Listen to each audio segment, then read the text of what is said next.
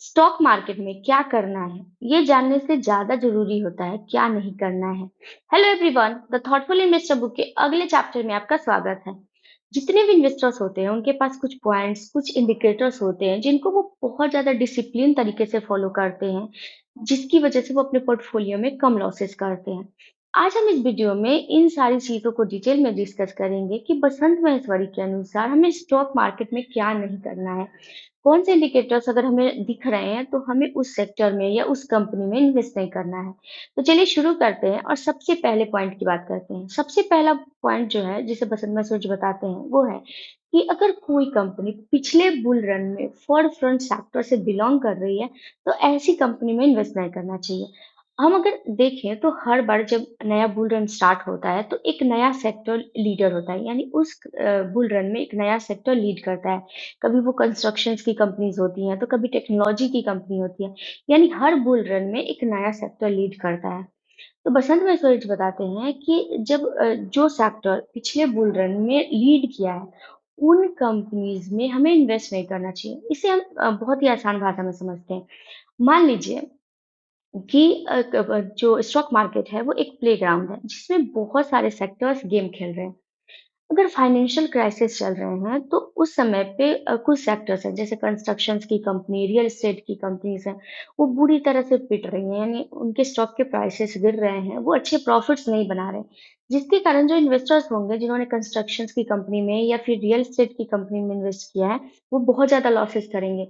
वहीं पे अगर आईटी की कंपनी की बात करें, फार्मा की कंपनी की बात करें, ये पार्टी कर रही हैं, यानी ये बहुत अच्छे प्रॉफिट्स बना रही हैं, ये उस समय पे बहुत अच्छा परफॉर्म कर रही हैं, तो इनके जो इन्वेस्टर्स हैं वो बहुत अच्छे प्रॉफिट्स बनाएंगे, वो पार्टी कर रहे होंगे।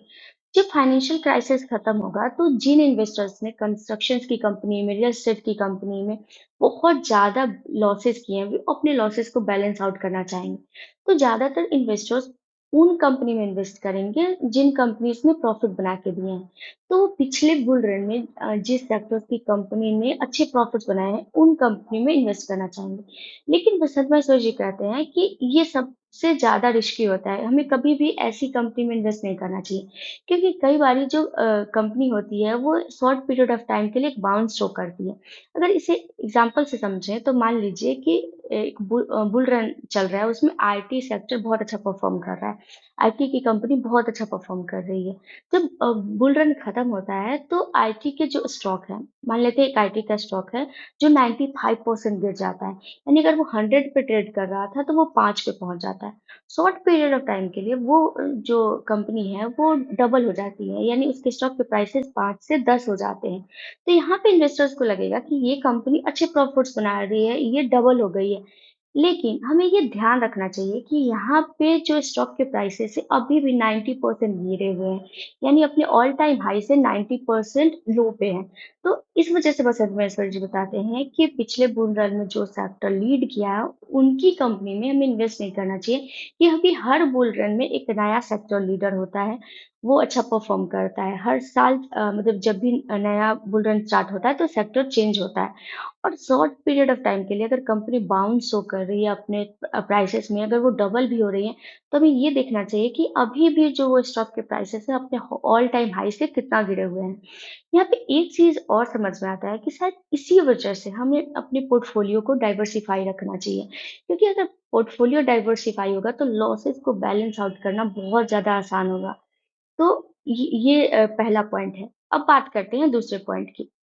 दूसरा पॉइंट बसंत मैथमेटिक्स बताते हैं कि जब भी नया बुल रन स्टार्ट होता है या जब भी बुल रन होता है तो उस समय पे जो सेक्टर लीड कर रही होती है, उस सेक्टर की छोटी छोटी कंपनी यानी चीप सेकंड लाइन जो स्टॉक्स होते हैं, वो भी बहुत अच्छा परफॉर्म करते हैं, वो भी उनके भी स्टॉक के प्राइसेस बहुत तेजी से ग्रो करते हैं।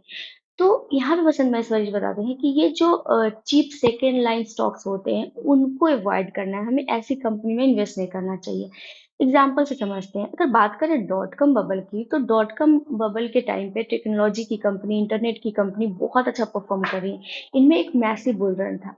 तो इस समय पे हर एक कंपनी जो टेक्नोलॉजी में, इंटरनेट में वर्क कर रही थी, वो कंपनी के जो स्टॉक के प्राइसेस थे वो बहुत तेजी से भाग रहे थे, वो ऑल टाइम पिक पे थे। उस समय पे बहुत सारी छोटी कंपनी थी जिनका बिजनेस मॉडल सस्टेनेबल नहीं था, जिनका एक स्ट्रॉन्ग बिजनेस मॉडल नहीं था, लेकिन अगर वो टेक्नोलॉजी की कंपनी थी, तो भी वो उनके स्टॉक के प्राइसेस बहुत तेज़ी से भाग रहे थे। क्योंकि इन्वेस्टर्स को लग रहा था कि जो भी कंपनी टेक्नोलॉजी में, इंटरनेट में वर्क कर रही है, वो अच्छा परफ़ॉर्म करेगी, वो अच्छे प्रॉफिट्स बना के देगी। जैसे अगर एग्ज़ाम्पल के थ्रू समझें तो डॉट कॉम बबल के टाइम पे 2 कंपनी थी, पेट.कॉम और वेववेन.कॉम। ये 2 ऐसी कंपनी थे जिनका बिज़नेस मॉडल बहुत ही बुरा था। इनका बिज़नेस मॉडल बिल्कुल भी स्ट्रॉन्ग नहीं था, बिल्कुल भी सस्टेनेबल नहीं था। लेकिन इन्वेस्टर्स को लग रहा था कि ये कंपनी टेक्नोलॉजी और इंटरनेट में वर्क कर रही है, इसलिए अच्छे प्रॉफिट्स बना के देगी। इन्वेस्टर्स ने इसमें बहुत ज़्यादा इन्वेस्ट किया और इसके स्टॉक के प्राइसेस बहुत तेज़ी से ग्रो किए, ऑल टाइम हाई पे थे। लेकिन जब डॉट कॉम बबल बर्स्ट हुआ तो ये कंपनी बैंकरप्ट हो गई, जिसकी वजह से बहुत सारे इन्वेस्टर्स ने पैसे लॉस किए। तो बसंत मिश्र जो बताते हैं कि इस वजह से अगर हम बुल रन में इन्वेस्ट भी कर रहे हैं, तो हमें उन कंपनी में इन्वेस्ट करना चाहिए जो उस टाइम पे यानी बुल रन के टाइम पे लीडर रही हैं। क्योंकि जो लीडर कंपनीज़ होती हैं, अगर उनका पीई रेशियो हाई भी है, तो भी वो लॉन्ग टाइम तक अच्छे प्रॉफिट्स बना के देंगी क्योंकि उनके बिज़नेस मॉडल सस्टेनेबल होंगे, उनकी मैनेजमेंट स्ट्रॉन्ग होगी। जैसे अगर बात करें इन्फोसिस की, तो इन्फोसिस एक ऐसी कंपनी रही है, जो आज भी अच्छे प्रॉफिट्स बना के दे रही है, क्योंकि इसका बिज़नेस मॉडल अच्छा रहा है, इस कंपनी की जो मैनेजमेंट रही है, वो अच्छी रही है। तो हमें जब भी बुल रन में इन्वेस्ट करना है, तो हमें उस टाइम के लीडर कंपनी में इन्वेस्ट करना चाहिए, ना कि ये जो चीप सेकंड लाइन स्टॉक्स होते हैं, उनमें। क्योंकि जो चीप सेकंड लाइन स्टॉक्स होते हैं, उनमें ज़्यादातर इन्वेस्टर्स अपने पैसे लॉस करते हैं। अब बात करते हैं तीसरे पॉइंट की। तीसरा पॉइंट है कि अगर कोई माइक्रो कैप की कंपनी है, उसके पास अगर एक प्रूवन बिज़नेस मॉडल नहीं है, तो ऐसी कंपनी में हमें इन्वेस्ट नहीं करना चाहिए। अब प्रूवन बिज़नेस मॉडल का मतलब होता है कि अगर बिज़नेस मॉडल की बात करें, अगर हम किसी कंपनी का बिज़नेस मॉडल की बात करें कि बिज़नेस मॉडल क्यों देखते हैं, तो बिज़नेस मॉडल जो होता है, वो ब्लूप्रिंट होता है। हमें ये बताता है कि ये कंपनी किस तरह से ग्रो करेगी, इस कंपनी में ग्रोथ पोटेंशियल होगा या नहीं, इसके प्रोडक्ट्स को कस्टमर पसंद करेंगे या नहीं। तो बिज़नेस मॉडल बहुत ज़्यादा ज़रूरी होता है किसी कंपनी के लिए। अगर कोई माइक्रो कैप की कंपनी है, यानी उसका मार्केट कैप कम होगा, उसका मार्केट शेयर कम होगा, उसके पास इतने कस्टमर नहीं होंगे कि उसके प्रोडक्ट्स को ट्राई करे।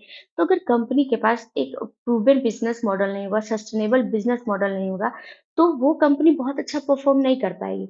इसलिए अगर आप माइक्रो कैप की कंपनी में इन्वेस्ट कर रहे हैं, तो उस कंपनी में प्रूवन और सस्टेनेबल बिज़नेस मॉडल होना बहुत ज़्यादा ज़रूरी है। अगर कंपनी में प्रूवन और सस्टेनेबल बिजनेस मॉडल नहीं है, तो हमें ऐसी कंपनी को अवॉइड करना है, ऐसी कंपनी में इन्वेस्ट नहीं करना है। चौथा पॉइंट है, अगर स्टॉक के जो प्राइसेस है, किसी कंपनी के स्टॉक के प्राइसेस है, वो अपने ऑल टाइम लो पे और ये 52 वीक से हैं, यानी 52 वीक से वो अपने लोएस्ट पोजीशंस पे हैं, तो ऐसी कंपनी में इन्वेस्ट नहीं करना है। वसंत मिश्र जी बताते हैं कि अगर किसी स्टॉक के प्राइसेस शार्पली गिरे हैं, तो ऐसी कंपनी में भी इन्वेस्ट नहीं करना चाहिए, क्योंकि ऐसी कंपनी के जो स्टॉक के प्राइसेस है, वो रिकवर करने में बहुत ज़्यादा वक़्त लग जाते हैं। अगर किसी कंपनी के स्टॉक के प्राइसेस अपने लोएस्ट पोजीशंस पे हैं, ऑल टाइम लो पे हैं, तो ऐसी कंपनी में इन्वेस्ट नहीं करना चाहिए। वसंत महेश्वर जी अपने पिछले बहुत सारे चैप्टर्स में एक चीज़ डिस्कस करते हैं कि हमें कभी भी गिरते हुए स्टॉक में इन्वेस्ट नहीं करना चाहिए। अगर स्टॉक के प्राइसेस गिर रहे हैं, तो उनमें इन्वेस्ट नहीं करना चाहिए। जब स्टॉक के प्राइसेस रिकवर करना शुरू करते हैं, रिकवर करने लगते हैं, तभी हमें इन्वेस्ट करना चाहिए। इस बात को उन्होंने पिछले बहुत सारे चैप्टर्स में बताया है। यहाँ पे भी वो बताते हैं कि हमें कभी भी गिरते हुए स्टॉक में इन्वेस्ट नहीं करना चाहिए। हमें हमेशा जब भी स्टॉक रिकवर करने लगे, तभी इन्वेस्ट करना चाहिए। पाँचवाँ पॉइंट है, अगर कोई कंपनी बहुत ज़्यादा एक्विजिशंस कर रही है, यानी बहुत सारी कंपनी को एक्वायर कर रही है, तो ऐसी कंपनी में इन्वेस्ट नहीं करना चाहिए, क्योंकि जितने भी एक्विजिशंस होते हैं, वो जनरली एक्सपेंसिव होते हैं। इनमें इनका कंपनी का आरओई, आरओसीई डाइल्यूट होता है। और अगर कोई कंपनी बहुत ज़्यादा एक्विजिशंस कर रही है, तो ज़्यादातर चांसेस है कि वो कंपनी डेट लेकर के कर रही होगी। तो जब भी कोई कंपनी अगर बहुत ज़्यादा एक्विजिशंस कर रही है, तो ऐसी कंपनी में हमें बिल्कुल भी इन्वेस्ट नहीं करना है, हमें इनको अवॉइड करना है। तो ये थे 5 पॉइंट जिनको हमने डिस्कस किया कि हमें स्टॉक मार्केट में क्या नहीं करना है। अगले वीडियो में हम आगे के जो पॉइंट्स जिन्हें बसंत भाई सोरी जी ने अपने इस चैप्टर में डिस्कस किया, उसको डिस्कस करेंगे। तब तक के लिए थैंक यू।